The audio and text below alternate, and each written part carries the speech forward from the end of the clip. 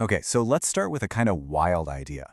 What if, for our whole system to work, most of us have to be stuck chasing a dream we can never actually catch? It sounds kind of crazy, right? But a huge global event just a little while ago gave us a really weird, startling glimpse into how that might actually be true.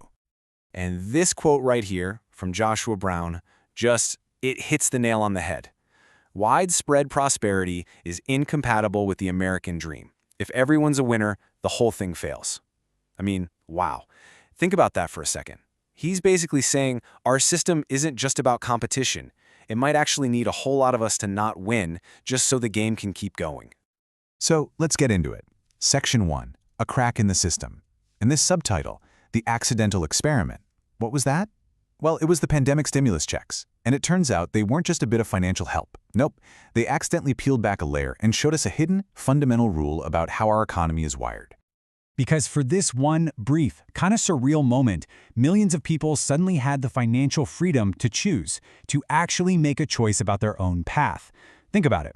When folks suddenly had options, options other than just grinding for the next paycheck, when they could finally quit that terrible job or just take a breath, this system did something really weird. It didn't cheer. It totally freaked out. And you can see the disconnect right here. On one side, the official story was, hey, this will help families. This is a boost for the economy. But what actually happened? The reaction was pure panic. The labor market is broken, and my personal favorite, no one wants to work anymore. The whole story just flipped on a dime. It went from we're helping people to this is a crisis. And why? All because regular workers suddenly had a tiny bit more leverage. That whole no one wants to work thing, let's be real, it was just code for no one wants to work for the rock-bottom wages we've gotten used to paying. And this all points to a really crucial idea, a key player in this whole game, the striver. Someone who's always reaching for success but never quite gets there. And it seems like our whole system is built on having a massive base of strivers.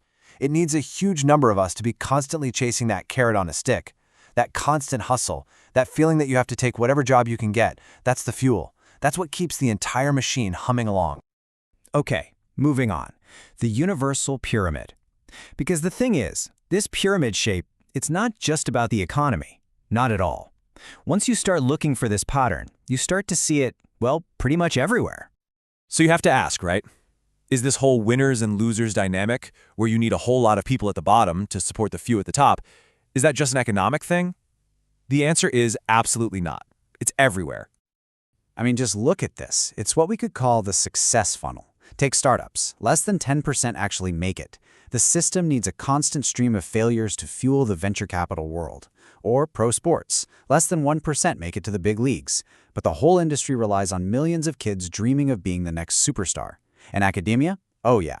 There's a huge surplus of PhDs, which basically creates a pool of super smart, cheap labor for universities. In every case, the pyramid is built on a mountain of people who won't reach the peak. So get this. The people who don't make it, they're not some unfortunate side effect. They are a fundamental, necessary part of the whole structure. They're the ones providing the low-cost labor supply. They're creating the buzz, the energy. They become the fans, the customers for the winners. And, maybe most importantly, their participation makes the whole system look like a meritocracy, a fair shot for everyone, even when the math says otherwise. All right, let's take this even deeper. Let's zoom way, way out to the level of physics. Is it possible this whole pyramid thing is just an unbreakable law of nature? Think about the food chain. It's all about energy, right? And there's this thing called the 10% rule. Plants get 100% of the energy from the sun, but when an herbivore eats the plants, it only gets to store about 10% of that energy. Then a predator eats the herbivore and only gets 1% of the original energy.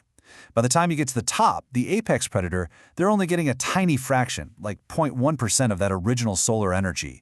Most of it gets lost along the way. That's why there are so few lions and so many plants. It's just physics.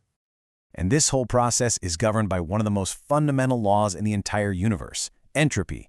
You've probably heard of it. It's the tendency for everything to move from order to disorder. You can think of it like a universal tax. To create a little bit of order in one place, like a beautiful crystal or a living animal, you have to create even more disorder somewhere else in the universe. So to create that one unit of super high-level order, like an apex predator, the system has to chew through thousands of units of disorder below it. The complexity and order of that wolf is literally paid for by the massive amount of consumption and chaos beneath it on the food chain. It's just an unbreakable law of the universe. All right, so this brings us to the big question. We have this pyramid in nature, and we have one in our economy. Are they the same thing? Is our man-made blueprint just following nature's lead? So, is our economy's pyramid structure just an unavoidable law of nature? Are we just stuck with the same ruthless math that governs the animal kingdom? Is having a few billionaires as inevitable as having just a few lions on the savannah? Well, let's go back to that accidental experiment during the pandemic. It suggests the answer is a hard no. It's not a law of nature. It's a choice. Our pyramid, it seems, isn't built on physics. It's built on choices, on policies and power. And here's the absolute crucial difference. In nature's pyramid, the cause is the laws of physics. It's constrained by actual energy loss. The result is unavoidable. But in our economy, the cause is policy and power structures. The constraint isn't a lack of energy, it's artificial scarcity. And the result isn't unavoidable, it's actively maintained. We seem to choose it. So what happens when you threaten that man-made pyramid? What happens when too many people start to win? Well, the system pushes back. It has an immune response. Let's just play this out for a second. A little thought experiment. Imagine a mass escape from labor. What if, say, 20% of the public actually gets financially independent? They save up enough money, they achieve the dream, and they just leave their jobs. What happens then? Well, the system has this built-in reset button, and it's called inflation. First, you get a mass labor exit. Millions stop working. Suddenly, there are huge labor shortages. So, step 2, companies have to raise wages to compete for the few workers left. But then, step 3, they pass those higher costs right on to us, the consumers, in the form of price hikes. Inflation starts to soar. And what does that do? Step 4, it erodes wealth. The savings of those newly independent people suddenly don't go as far. The cost of living is now too high, which leads to the final step. They're forced to return to work, just to survive. The system pulls them right back in.